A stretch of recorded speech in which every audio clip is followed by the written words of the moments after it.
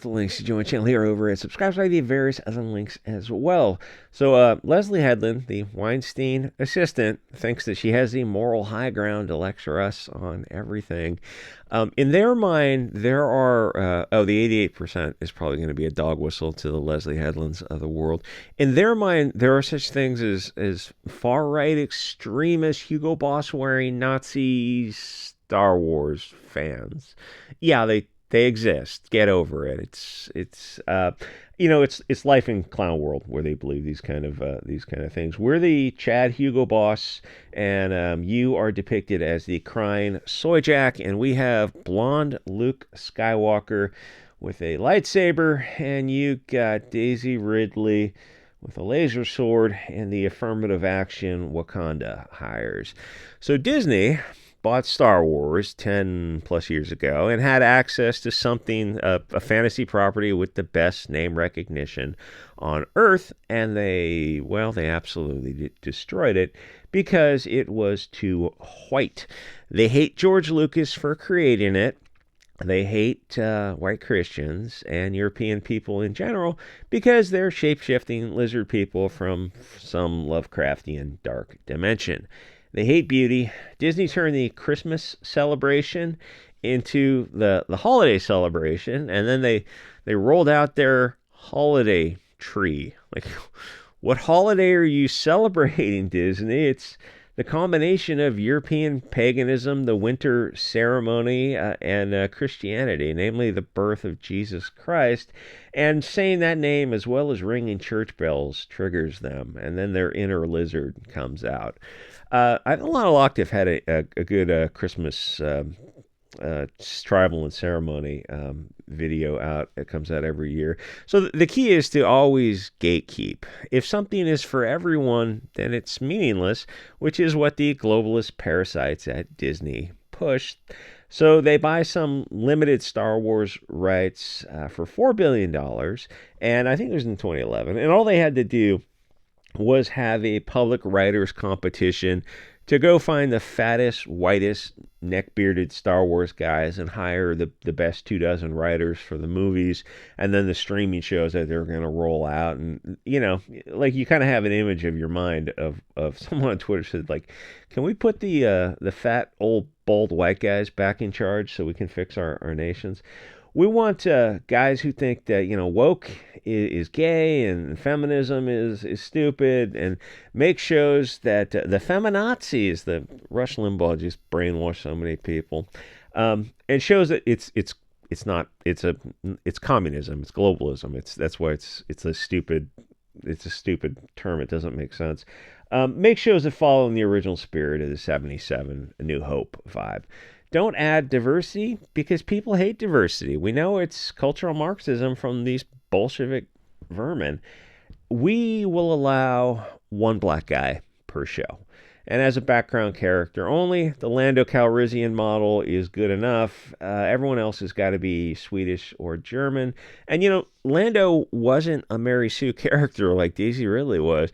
He starts off as kind of a douchebag, and then he has to sell out Han Solo, but there's some moral complexity into it. He didn't really have it was like a temporary tactical loss for a large-scale strategic victory. He had no choice. He had to save more people, and sacrificing Han Solo temporarily was, part of his chess game. And the Wookiees going after them, and then he explains how he can get them back, and he redeems himself. That's a multifaceted character. Disney would not do that. They just make Mary Sue's, these flat, one-dimensional characters, if they're non-white characters. So the only characters who can be multifaceted and very interesting are blonde, blue-eyed, characters, because they're the only ones who can have any depth. They can have a redemption arc. It's like, well, that's kind of the heart of good story. Good storytelling is those ups and downs. Iron Man 2008 had a little bit of alcoholic, kind of a douchebag, Elon Musk type of character, and he figures things out. He gets put in a tough position. He overcomes it. He builds a suit. It's like they're trying to tell a classic story there, and that was like 2008, and that has been completely abandoned. Instead, you get this sort of thing. And and like the brutal reality is, you just go, not everything is for all people. If you want your own sci-fi fantasy adventure story, just write something new, create something new from the ground up. And you want to make it a propaganda piece for these kind of diversity type of casts, then create something fresh. But this like zombification, wearing the flesh suit of earlier stories, is just, people look at this and recoil in horror, because it feels like the abomination that it definitely is. There are hundreds of writers in the extended universe, Star Wars and Star Trek, and I'm sure other properties have these extended universes that loosely have to stay within this spectrum of allowable stories. But there's plenty of variations on the theme, and I think it was Kathleen Kennedy who was her famous line about not having anything to go on, and like all these writers are pointing to these thousands of books and going, "What are you talking about? You could freely buy the rights to any of these." And there's plenty of obese neckbeard Star Wars geeks who can take a break from their ladyboys and bring Star Wars back. Instead, they got Black Power, trans, Jewish, lesbian, and other kin who are struggling not to include a lecture on Wookiee pronouns. I don't know if you saw, was it She-Hulk? The scene where she breaks the fourth wall and goes to the writer's room. It looks exactly like you'd expect it, which is why the show failed. A bunch of, DEI hires. So the success of the 3 Disney Star Wars has got to be, and it was a success, and you go, well, that doesn't make sense. Well, keep in mind the failure of Solo, the Star Wars story. People just wanted to finish the 50-year-old series and be done with it. It's similar to why Captain Marvel was a billion-dollar movie. Nobody actually likes Brie Larson or the character, and if you didn't know anything about Hollywood, you'd probably be confused by that and think that she or the character was a really big deal. No, it was because the movie was between these two huge finale movies, where people expected, well, it's going to be over for a few years or something. They're going to let it rest, and they're going to bring back new actors and go in a different direction with it. Instead, Disney did the absolute worst thing. They just kept going with it. It didn't make sense, and they lost all enthusiasm. Everyone lost their boners for the project. But that did $1 billion, and you go, well, yeah, because it was penultimate to the biggest movie that the series was coming out with, and the evidence is the sequel, called The Marvels.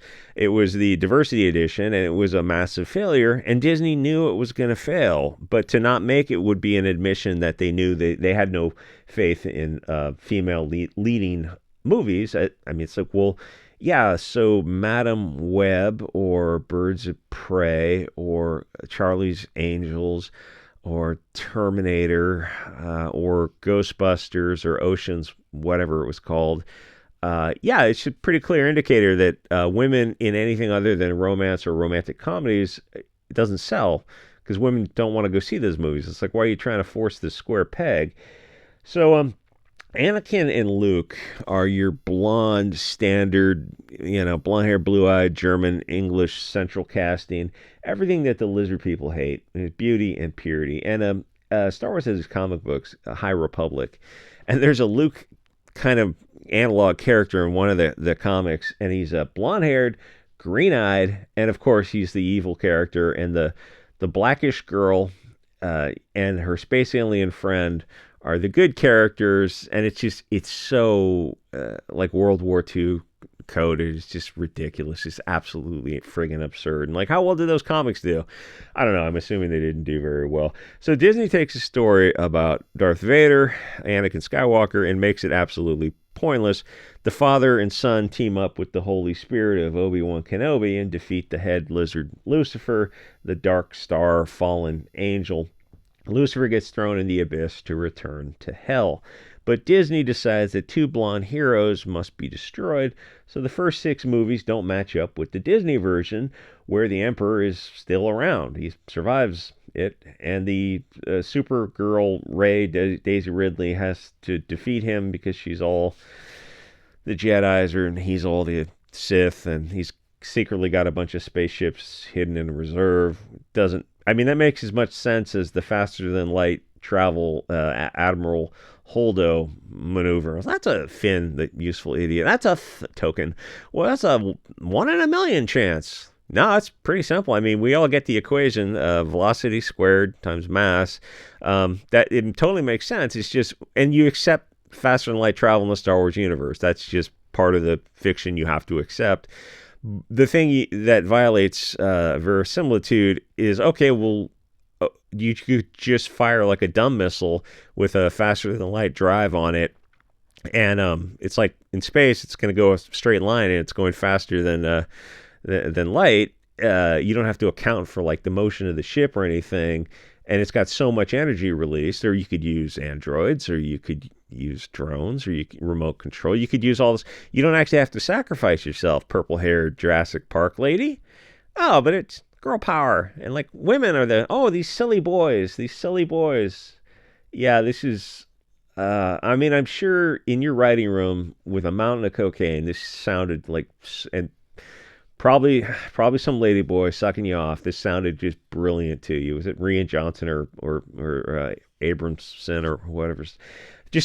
It's just beyond stupid, and like everyone in that room is getting paid so well that nobody is going to throw away a paycheck and go, yeah, this doesn't make sense. It's like, if you're getting paid that well, you just sit there, you do your lines, and you just go along with it, and like, oh yeah, Johnson, this is brilliant, totally brilliant, because you'll move on to another project, and that's how crap gets written. Anyway, so the old Star Wars doesn't make sense with the new Disney Star Wars. None of that makes sense. They spend $4 billion to buy the rights, and then they loosely retell the original movie. Instead of a Death Star, it's like they got a laser cannon on a planet or something, and Han Solo's still around, 40 years, 50 years later. But then they added, of course, I'll say third world people and vagina power, to be nice. All they had to do was continue the original story. Instead, they killed it on the blood altar of woke, because their writing room was people like Leslie Headland, who literally hired her lesbian girlfriend for one of the roles, and a bunch of non-white people. And what you really need are 60-year-old obese white neckbeards. Everyone should look like EVS, basically. Then came the streaming shows that were just more radioactive rivers of slop. And the show she's whining about is The Acolyte. Disney actually made like 10 Star Wars shows. I think The Mandalorian might have been the only one that people kind of got on board with, and then they fired Gina Carano, and people were like, get effed, Disney. We're out. It's hard not to swear when discussing what Disney did to Star Wars. It's not like nobody's saying it's freaking Shakespeare. And Mike Miller was whining about this years ago. It's a kid's show. Yes, obviously we get that, but it still means you make a kid's show, you make the best kid's show you can possibly make. And they did. Lucas Star Wars accomplished that. People were really on board a higher quality space movie with good special effects. People enjoyed it. Yes, it's for kids. Adults can enjoy it too. That's the perfect crossover movie. And they accomplished it. And then Disney took that and it's like snatching defeat from the jaws of victory. Anyway, people are willing to compromise. Like, if you want to make some old-fashioned Star Wars shows and then make a woke show for like the college lesbian virtue signaling crowd, I mean, nobody will watch the diversity show because people hate that kind of stuff. But you got to give people what they want, but they go, oh, we can't have the juxtaposition, because then people will just watch the blonde-haired, blue-eyed type of shows, and it's like, well, what message is that sending? Well, it sends a message that are they better? Well, naturally, obviously. But also, it's in accord with the original storyline. The original Star Wars is, Luke Skywalker, Anakin Skywalker, the story of the redemption of Darth Vader. That's the story. Once you go outside that, you're telling something else. Everything had way too many non-whites in the show. When you tell people, you just have to say this with a straight face. You're like, diversity, gross. There's just way too many, that type of thing. And like two dads with a kid, and like, not into that. But you got to say it like dead straight face, so they don't know that you're just like a throwback to the 70s or 80s or something, which I'm pretty good at in real life. this kind of stuff is cancer, like feminism and you know the thing is, I mean, they can get mad all they want, but you know, like how come the left wing doesn't go watch these shows? How come all those girl movies I just mentioned from 2015 to current, like how come they all failed? Oh, we were just all the left wingers were just busy that day. They didn't want to just go out to the theater and support, you know, girl power, Birds of Prey. It's all a bunch of women. Yeah, but it's not a romantic comedy, and it's like all some kind of Bechdel test cancer. Rhea Johnson had a bunch of movies that were planned. They all got canceled. Daisy Ridley was supposed to get another one, and they probably did some audience testing and found out that it was a total bomb. And so, like, we're going to have to put this off until people forget about it. So instead of admitting like a black lesbian witch in The Acolyte was we'll say bad idea instead of something else, she calls the audience fascist and racist. Yes, great. But that doesn't mean anything. You can't change the audience. You only have control over the movie, not the audience. And the demographics of lesbians, women, or non-whites in general, they're not fans of the series. People want the original vibe, whether it's Star Wars or Lord of the Rings or any of these other stories. Updating it for the modern audience, I'm making finger air quotes, kills it because it's taking an organic story and just turning it into propaganda. Humans are not fungible. How well did Stephen King's Shining sequel do, the movie? Or The Dark Tower, which they took 7 books and they compressed it to one movie. It's like, oh, we're going to put black people in there. Oh, but that's not the original story. Oh, yes, I'm kind of istophobe. Doesn't add anything to the argument. It's completely irrelevant. It's not the original story. People want the original story. If you want to tell a Shining type of story or Dark Tower with black characters, you have to write it from the genesis, from the ground up. It's like, oh, but that wouldn't sell because it's not organic. It's propaganda. So it's propaganda whether it's from the start or it's propaganda whether you swap it. Tell organic stories. They can't do that because organic stories are super right-wing, blood and soil type of stuff. That's what makes stories matter because they have stakes that matter. People don't sacrifice for the foreigner. You sacrifice to perpetuate your genes, your race, your tribe. This is something, a concept that goes back to the prokaryotes and eukaryotes from the Precambrian explosion when they're, trying to be the first little creature on the rock to leave the ocean or whatever. Anyway, nobody accepts diversity. I'm not sure why this isn't talked about more. All those buzzwords aren't real. All that kind of like racism, sexism, gay, transphobia, Islam, anti-Semitism, those aren't real words. And people have accepted them for, Trotsky and Bernstein from 100 years ago. People have accepted them for so long. You go, wait a minute, that doesn't actually contribute anything to the argument. It's not probative or relevant because it doesn't add to or detract from the argument. It's just a way to label the speaker and try to suppress dissent. It can do an ad hominem. Like you can accept it. Oh, yes, we're communists or Nazis or whatever. But okay, back to the original argument because it's like that was a deflection that didn't add anything to the argument. It's like you have blue hair. You're a nonsense word. Yeah, it's not adding anything. It's why who was that Hassan guy who he was talking to that Pine Sap guy, and that endlessly fascinated me, the way he labeled that guy, his argument as istophobic. And the guy says, well, how's it relevant? And then he self-selects his own echo chamber and he says, well, I don't talk to istophobes. It's like, well, then why are you here on this again, talking with my hands, why are you here in this discussion? Why are you talking to all these 20-year-olds who didn't, like, at that point they should have all stood up and said, well, we're all fascists, and got up and walked out of the room. It's like, why are you having a conversation if you're pre-selecting your echo chamber? That just. And it was because this Hassan guy is in his 50s or 60s. He knows what he's doing. He's been doing this for a long time. And he had a little panic because at some point you're going to have arguments with people go, oh, yeah, we're fascists. We're far right wing. We're all these kind of things. Now what? Now continue the conversation. Like, oh, we're not going to talk to you. It's like, okay, well then just get that out of the way up front. So what do you think if you don't watch Star Wars, then you're a far right wing Star Wars fan? It's like, we're just normal people. You're the globalist parasites. And,